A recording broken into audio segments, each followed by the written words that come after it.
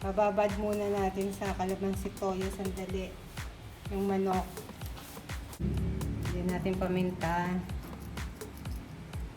at toyo. Babad lang natin sandali habang naghihiwa tayo ng mga sahog. Magluluto tayo ng manok sa Gisantes.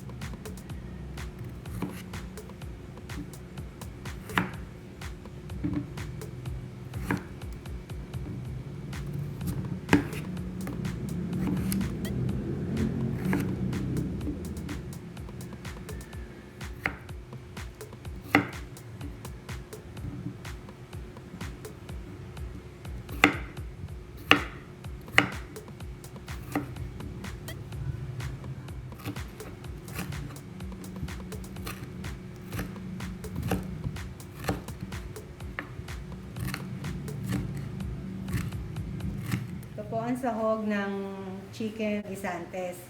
Taka na, magluto na tayo.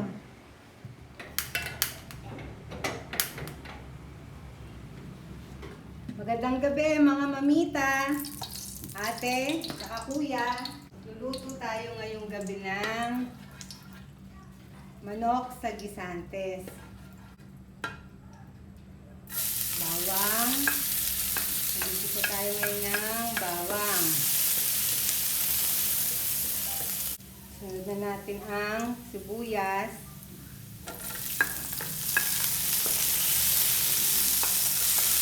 Saka kamatis.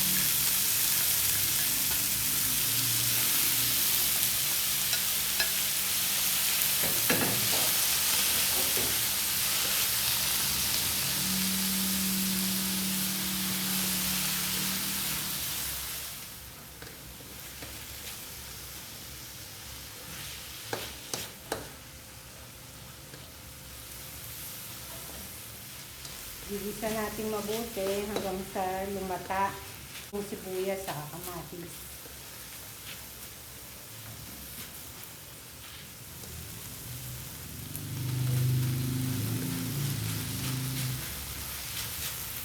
Yan, pwede na natin ilagay ang manok. Ito siya, nung binabad natin sa kalamansi, paminta, tsaka toyo.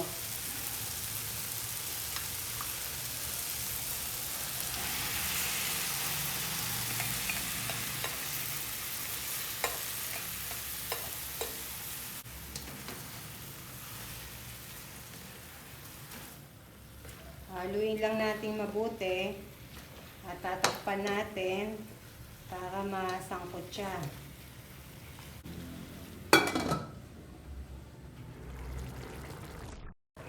Yan, kumukulo na.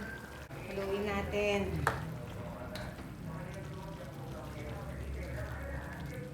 Pagkahalo, takpan ulit natin hanggang sa maluto yung manok.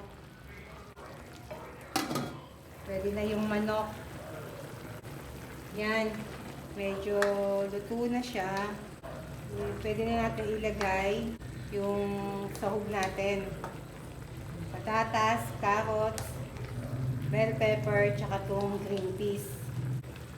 Kataon na yon, sabay-sabay na silang maluluto.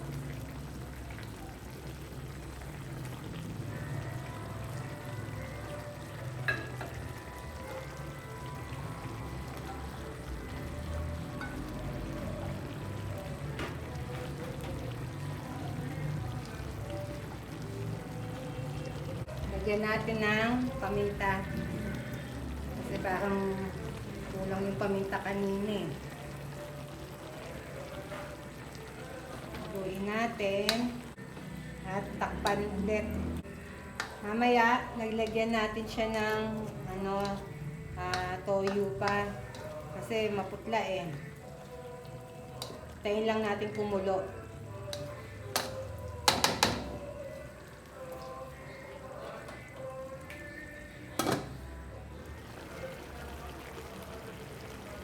Lagyan ulit natin ng toyo kasi maputla siya eh.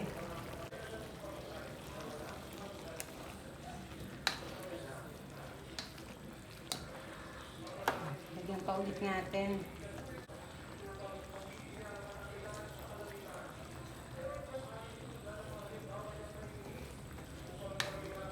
Yan, pwede na yung kulay niya.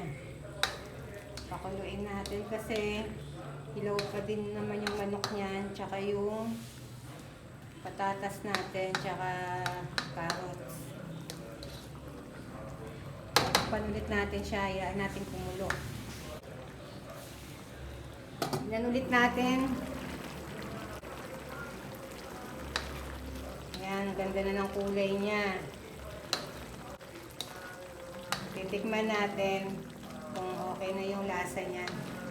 Hindi ko na lalagyan ng ng asin kasi baka maalat na eh.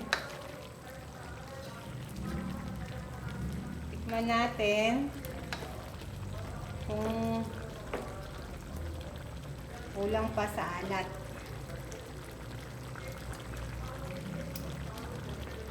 Pakuluin pa natin ulit kasi yung yung patatas saka yung carrots natin baka hindi pa malambot.